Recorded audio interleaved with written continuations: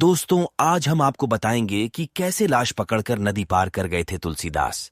लेकिन मित्रों, हमारे चैनल पर नए हैं तो वीडियो को लाइक और चैनल को सब्सक्राइब जरूर करें। सावन शुक्ल सप्तमी को तुलसीदास जयंती मनाई जाती है। आज तुलसीदास जयंती है। आज उनसे जुड़ा एक दिलचस्प किस्सा आपको बताते हैं। बचपन में तुलसीदास का नाम रामबोला था। कहते हैं कि तुलसीदास की पत्नी रत्नावती बहुत सुंदर थीं और तुलसीदास उन्हें बहुत प्रेम करते थे। एक बार रत्नावती अपने मायके चली गईं तो तुलसीदास ये दूरी बर्दाश्त नहीं कर पाए।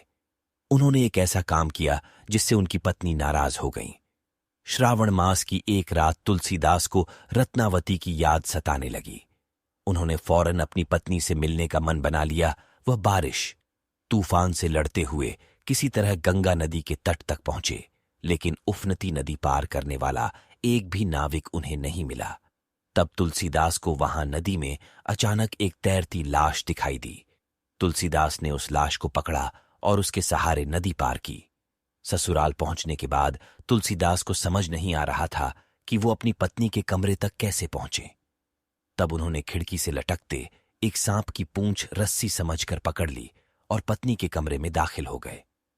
तुलसीदास ने जब अपनी पत्नी को मिलन के इस सफर की कहानी सुनाई तो वह बेहद नाराज हो गई। अपने पति का अपमान करते हुए उन्होंने कहा, अस्थि चर्म मय देह यह तासों ऐसी प्रीति, नेकू जो होती राम से तो काहे भव भीत। मतलब हड्डी और मांस के शरीर से इतना प्रेम, अगर इतना ही प्रेम तुमने राम से किया होता तो ये जीवन सुधर जाता। यह सुनते ही तुलसीदास का अंतर्मन जाग उठा।